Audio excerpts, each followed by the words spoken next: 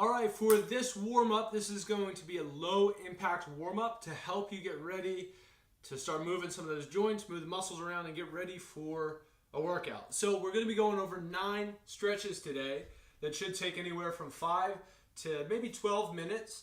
But once you get the hang of it, it should only take 5 to 10 minutes to go through before your actual warm-up, before your actual workout. So this will be what you do before your workout. So we're going to start with the lower body and move our way to the upper body.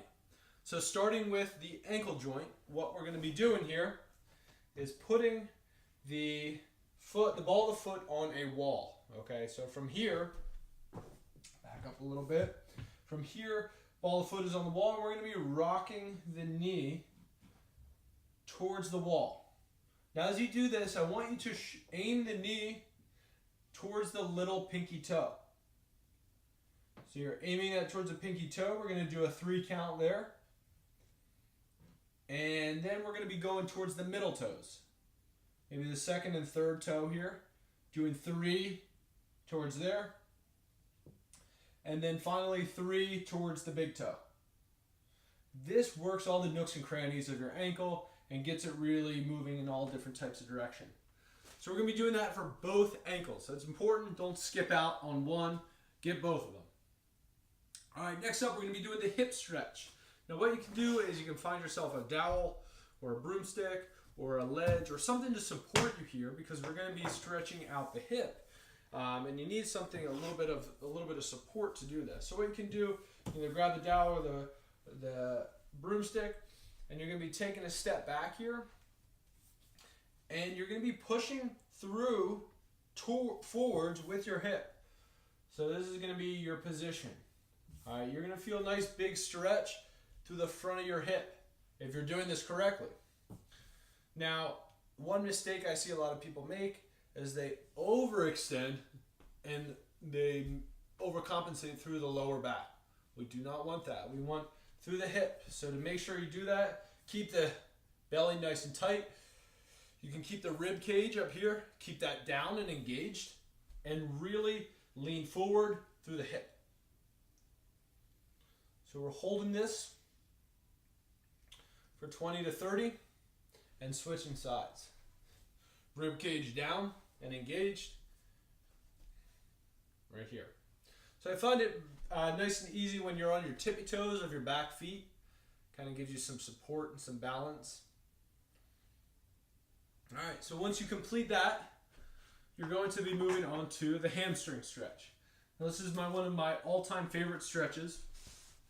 And how you can do this stretch, you're going to be standing here. You don't need a mat, but what you're going to be doing is putting one foot in front of the other, pointing your toes up to your nose. So toes are up to the nose, and you're going to be pushing your hips back. All right, this is going to give you a nice, big lengthening of the hamstring on the foot that's forward. And you can switch. Toes are up, hip is back. Nice big hamstring lengthening. One mistake I see in people, what they do is instead of hips going back, they bend over like the Hunchback of Notre Dame. That's incorrect.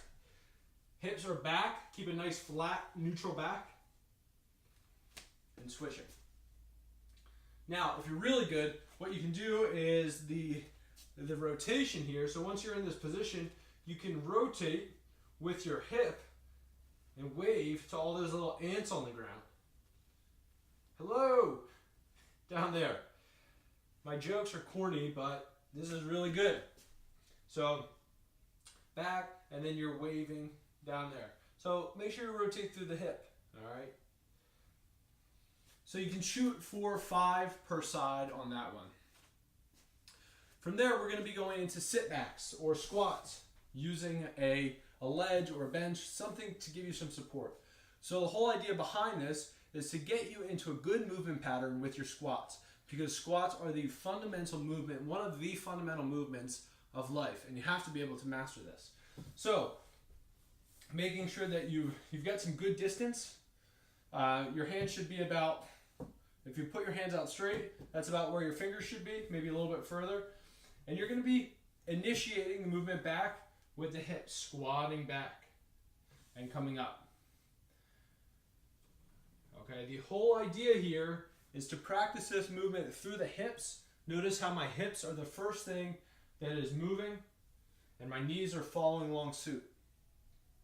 Okay, it's not knees first.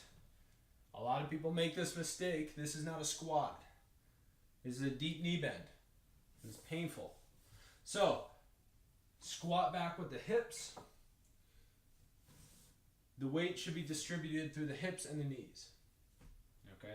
You know you're doing this right if as you do it, your toes can wiggle around and move freely. Okay, so we're going to shoot for 10 squats using some assistance. All right? Now that we got lower body out of the way, we're going to move into upper body, starting with some arm circles. So you can do this for about 20 seconds. Just very short arm circles, starting small and eventually growing in size. And then once you get that, you can reverse direction, go small and growing in size. So about 20 seconds there is perfect. From there, you can go into a lat stretch. Now what you're going to need for a lat stretch is a door frame or a countertop, something like this. So the lats run from underneath your armpit down to the back and actually connect somewhere down here in the spine, like in the lumbar. So that is a big muscle group that takes up half your back. So what you got to do is you're going to grab a ledge and you're sitting back and getting a nice big pull through here. So this stretch you're going to be holding for 20 seconds and really kind of sinking into that, finding some of those nooks, crannies, and exploring where you get really tight and focusing on kind of breathing through that.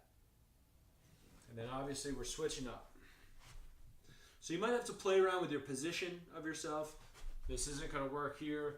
You're actually more so reaching across your body as you're doing this. That's where you're going to really, really feel a big difference. All right, next one we have is the pec stretch. You can use a dowel rod for this or a PVC pipe. One of the my ultimate favorites here. It's a pass through. So what you're going to be doing, grabbing the dowel nice and wide here. Like I said, you could use a broomstick, dowel, PVC, whatever. Grabbing it nice and wide and coming behind your head and down, all the way down and back forward. That's one. So the whole point here is to stretch out your pecs, your chest, and your shoulders. Really open that up. Now if your arms are too close, you get into this weird funky torsion where you have to contort yourself like a trapeze artist or whatever they're called. So go wide. Go wide to start. Keep your elbows locked. And once you feel comfortable in this position, then start to move your hands in and see if you can maintain those locked elbows. If you cannot, if you're here and you have to kind of torque to get through, you're not mobile enough. So go wider. All right, we're going to do 10 pass-throughs. So that is one of my all-time favorites. Pec stretch, what you can do is a nice simple one very quickly. Interlock the fingers behind the back. Pull the shoulders back and down. And try and touch the floor with your fingers here. And you can tilt your head back. Alright, now if you're starting to feel any numbness or tingling, or you're feeling like you're cutting off blood from your carotid artery, stop. This is not good. So this shouldn't happen, but if you do feel tingling anywhere, don't do the exercise. So you can hold that for 20 to 30 seconds. Last one we have is, the modified down dog. Okay, now to actually do the down dog, I'm going to show you very quickly how this works.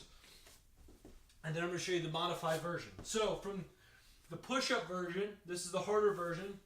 You're going to get into this push-up position where your hands are directly under your shoulders and you're rocking back. Your butt goes up in the air, heels try and touch the ground, and you rock forward. Rocking back. Try and touch those heels to the ground, get a nice hamstring, calf stretch. and rock forward. Now, one big mistake is when people rock forward, they tend to drop their hips like this, okay? This isn't yoga class. This is just down dog position. So, we're right here and going into the next rep. Now, if that's too challenging for you to get up and off the ground like that, this one is another perfect. It's a modified version. You find yourself a countertop right here, and you're still getting a nice, good lat stretch with still some stretch in the hamstrings as well. So you can do this just as easily. All right, so we're going to shoot for 10 reps of either one of those. So give those 9 exercises a shot and use those before your workout. See you soon.